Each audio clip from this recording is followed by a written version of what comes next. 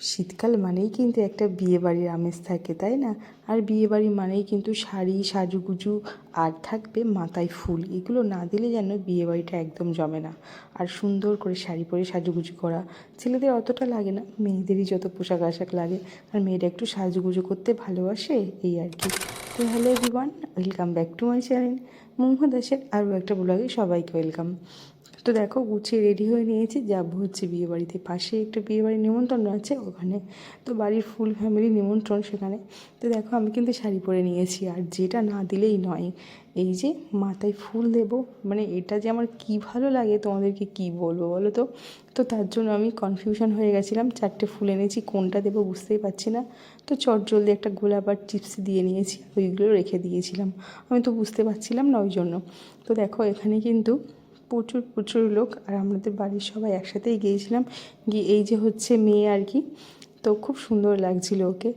তো গিয়ে আগে ওকে গিফট দিলাম, আর তারপরে একটু ফটো তুলবো বলে দাঁড়িয়ে পড়েছি সবাই মিলে। ও মা, আমি যেই দাঁড়িয়েছি বাচ্চাগুলো নিয়ে আর কি সব হাজির হয়ে গেছে। দেখো তার কী আছে, কিছু তো করা যাবে না, না? তো সবাই মিলে ওখান দিয়ে একটু দেখা করে তারপরে কিন্তু চলে এসলাম স্টার্টার্সে। এখানে কিন্তু অনেক অনেক আয়োজন ছিল, খুব সুন্দর। তো যে কটা পেরেছি খেয়েছি, যেটা পারিনি আর কি খাইনি।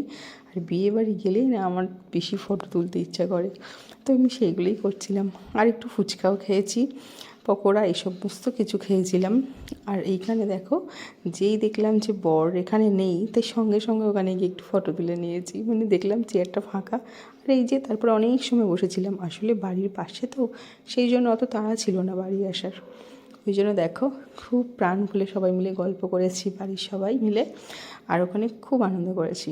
আর এই যে হচ্ছে বাচ্চারা, মানে ওদের মাঝে মাঝে খুনসুটি লাগছে, আবার মাঝে মাঝে আনন্দ করছে, ওরাই বেশি হুড়হুড়ি করছিল। তো দিদিভাই মানে আমাদের বাড়ির সমস্ত বাচ্চা কাচ্চারা বসে পড়েছে এক জায়গায়। এই হচ্ছে বড়টা, তারপর আমারটা, তারপরে আরও সমস্ত একে একে আমি আর কি বলছিলাম যে প্রথমে মল্লিকা, তারপর জিকু, তারপর সৃজা, তারপরে হচ্ছে রিতান, তারপরে অলি, তারপরে মামা। এই হচ্ছে মানে সিরিয়াল বাই সিরিয়াল আমাদের বাড়ির বাচ্চাদের আর কি বয়স। তো দেখো ওখান দিয়ে একটু ঘোরার পরে তারপরে কিন্তু আমরা একটু ফুচকা খেতেও গেছিলাম। ফুচকাটা কিন্তু খুব টেস্ট, মানে খুব ভালো হয়। আর যার কাছ থেকে আমরা ফুচকা খাই সেই ভাইটাই বসেছিল, তো সেখান দিয়ে ফুচকা খেয়েছি। তারপরে মাম্মাম তো একটু শরীরটা খারাপ, মানে ঠান্ডা লেগেছিলো। মাম্মাকে বললাম তুমি বেশি ফুচকা খেও না, কিন্তু ও খায়নি, শুকনো শুকনোই খেয়েছিল। তাও আমাকে বলছিল মা একটু আমাকে টক জল দেবে, আমি বললাম না, একদম না। তো তারপরে একটু বসে একটু গল্প আড্ডা দিয়ে সবার সাথে দেখা টাকা হলো। তারপরে কিন্তু এখানে বর দেখতে চলে এসেছি, আগেই বর দেখেছি। আর এখানে কিন্তু বিয়ে পড়ানো শুরু হবে, আর ওই ব্রাহ্মণ কাকু বসে আছে, তাই গল্প করছিলাম। তো তারপরে আবার একটু বসে তারপরে ওখানে বিয়ে দেখতে গেলাম, মানে কলাতলাতে 7 পাক ঘোরা হলো, শুভ দৃষ্টি হলো। সেই সময় কিন্তু বেশ আনন্দ লাগছিলো, জানো তো।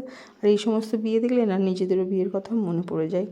কী আর হবে, তখন তারা এই সমস্ত ছিল না, সবই ছিল, কিন্তু এত এইসব আয়োজন ছিল না। তো যাই হোক, ওইসব কথা আর ভেবে লাভ নেই। এই যে আমার দুটো রত্ন হয়েছে না, এদেরকে সামলাতে সামলাতেই আমার দিন চলে যায়। তো তারপর ওখান দিয়ে দেখো আমরা বেরিয়ে এসেছি খাওয়ার ওখানে যাব, যেহেতু রাত তখন 11টা বাজে, অনেকটাই রাত হয়ে গেছিলো। তো তারপরে কিন্তু আমরা সবাই মিলে দেখো খেতে বসে পড়েছি। আর ওই সাইডে জিকু আর জিকুর জেঠু বসেছিল, কারণ আমার কর্তামশাই আর কি বাড়িতেই আসেনি, ওর ডিউটি ছিল, ওই জন্য ও আর যেতে পারেনি। তো আমি আর মামাম আর দিদিভাই সৃজা একদিকে বসেছে, আর ওইদিকে বাড়ির সকলে বসেছে। তো প্রথমে খাওয়া দাওয়া শেষ করলাম, খুব সুন্দর আয়োজন, খুব সুন্দর রান্নাবান্না, কোনটা ছেড়ে কোনটা খাবো বুঝতেই পারছি না, যতটা পেরেছি খেয়েছি। আর মামাম দেখো শুয়ে পড়েছে, মানে ঘুম পেয়ে গেছে। তো বাড়িতে আসবো খাওয়া দাওয়া শেষ করে, আবার একটু গেলাম ওখানে পান খেতে, খুব সুন্দর লাগছিলো। আর এই যে দেখো কত সুন্দর আয়োজন করেছে, আস্তে আস্তে সমস্ত বাড়িটা পুরো ফাঁকা হয়ে যাচ্ছে। যাই হোক, আমরাও কিন্তু টাটা করে বাড়ি চলে আসলাম। আর আমার এই সুন্দর ব্লগটা কেমন লাগলো অবশ্যই কিন্তু তোমরা কমেন্টে জানিও। ভালো লাগলে একটা লাইক কমেন্ট শেয়ার তো করতেই পারো, না? তো চলো টাটা, ফিরে আসছি অন্য কোনো ব্লগ বা রেসিপি ভিডিও নিয়ে, তোমরা যেটাতেই ভালোবাসবে। এখন বাড়ি গিয়ে কিন্তু প্রচুর ফটো তুলবো আর রিলস বানাবো, যেটা আমি করে থাকি আর কি, কারণ সব সময় তো সাজুগুজু করতে পারি না, আমি বাড়ি এসেই করি। তো চলো, টাটা।